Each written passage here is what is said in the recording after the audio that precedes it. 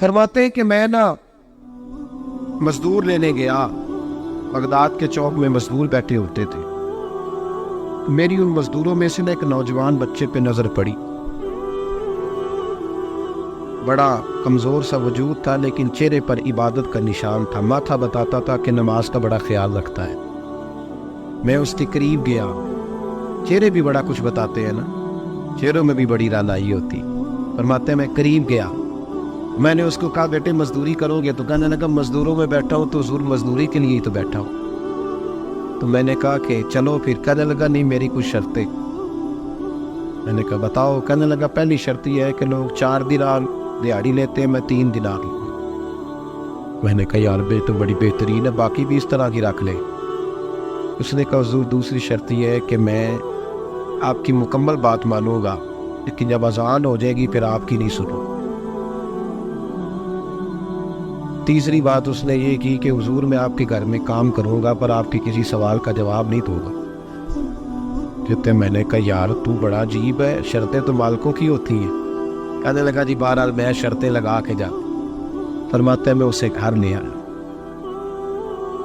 کام میں نے اس کو بتایا تو جو کام مزدور سارے دن میں کرتا ہے نا اس نے 2 گھنٹے میں کر دیا۔ ہمارے مزدور سگریٹ پینے میں بھی تو آدھا گھنٹہ لگاتے ہیں، وہ چائے پینے جائیں تو پونا گھنٹہ، ان کو بھی تو دیانتداری کرنی چاہیے کہ نہیں کرنی چاہیے؟ معاہدہ کیا ہے نا جی تو پورا اترنا چاہیے نا۔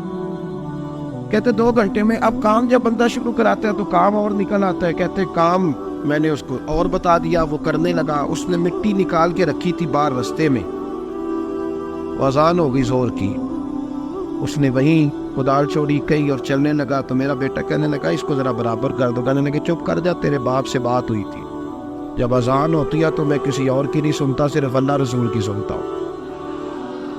کہتے ہو مسجد چلا گیا، نماز پڑھ کے آیا تو دوپہر کا وقت تھا۔ میری بی بی کہنے لگی اس کو کھانا کھا لے۔ کہتے ہم نے کہا کھانا کھا لو، تو کہنے لگا میں نے روزہ رکھا ہوں، رمضان بھی نہیں تھا، نفلی روزہ رکھا ہوں۔ فرماتے ہیں شام ہوئی، میں نے 3 دینار دیے تو میں نے کہا تیرا نام کیا ہے؟ کہنے لگا میں نے آپ سے کہا تھا میں کسی سوال کا جواب نہیں دوں گا۔ تو وہ چلا گیا۔ اگلے دن میں پھر لینے گیا اسے، کام کچھ اور نکل آئے تو لوگوں نے بتایا وہ صرف ہفتے والے دن آتا۔ میں نے کہا کیوں؟ کہنے لگے جی وہ کہتا ہے میرا ہفتے کا خرچہ 3 دینار ہے، جب 3 دینار کما لیتا ہوں تو باقی سارا ٹائم اللہ رسول کی ذکر میں گزار دیا کرتا ہوں۔ فرماتے ہیں عجیب۔ اگلے ہفتے میں پھر لینے گیا، میں نے پورا ہفتہ انتظار کیا کہ کام اسی سے کرانا ہے۔ میں جب گیا تو میں نے کہا چلو، کہنے لگا میری شرطیں یاد ہے نا؟ اور میں نے کہا یاد ہے بھائی، ساتھ چل۔ فرماتے ہیں کام کرایا، 2-3 ہفتے وہ آتا رہا۔ ایک ہفتے میں گیا تو لوگوں نے کہا حضور آج نہیں آیا، کیوں؟ کہنے لگے بیمار ہو۔ کہاں گھر ہے؟ کہنے لگے بغداد کے قبرستان کے پیچھے جو کچی آبادی ہے اس میں رہتا ہے۔ فرماتے میں گیا، دروازے پہ دستک دی تو کہنے لگا حضور آپ ہے، دروازہ کھولا ہے آ جائیے۔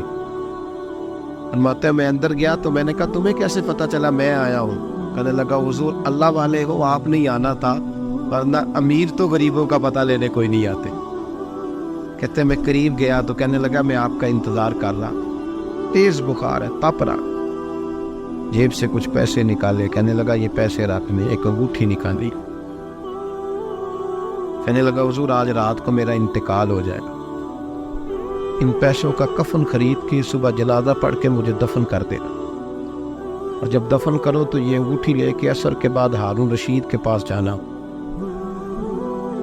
آپ اسے کہنا میں نے ملنا ہے پر وہ آپ کو ٹائم نہیں دے گا، آپ اس کو آواز دیجیے گا کہ تیری ایک امانت ہے میرے پاس، پھر وہ آپ سے ملے گا تو انگوٹھی دے دے، پھر آپ میری طرف سے فارغ ہیں۔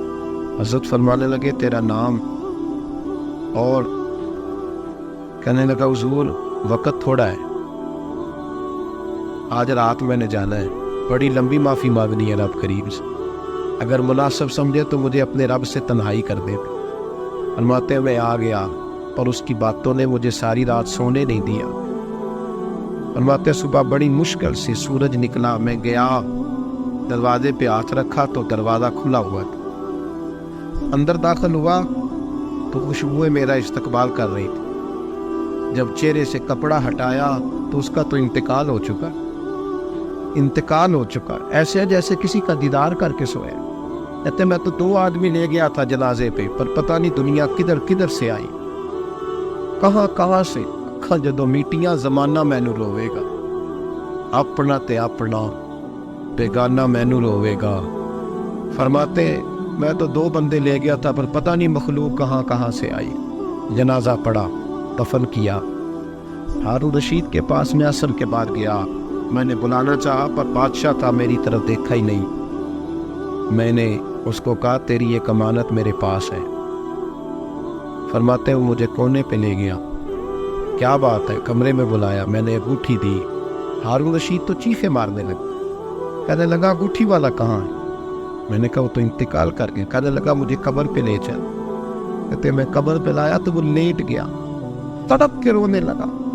मैंने कहा मेरा कलेजा फट जाएगा, ना उसने कुछ बताया ना तूने बताया, ये कौन था? तो हारून रशीद कहने लगा ये मेरा बेटा था। मैंने कहा तेरा बेटा और मजदूर? कहने लगा हुजूर ये हजरत दाऊद ताई के पास बैठा करता था, उनका मुरीद था। मुझे रोज कहता था अब्बा तूने बड़ी दुनिया इकट्ठी कर ली है, मरते वक्त तुझसे टांगे समेटी नहीं जाएंगी, इतना हिसाब नहीं तू दे सकेगा। मैं इसको समझा देता, इसकी अम्मा समझा देती। ये रोज हमें कहता छोड़ दो, आ जाओ अल्लाह रसूल की बारगाह में झुक जाए।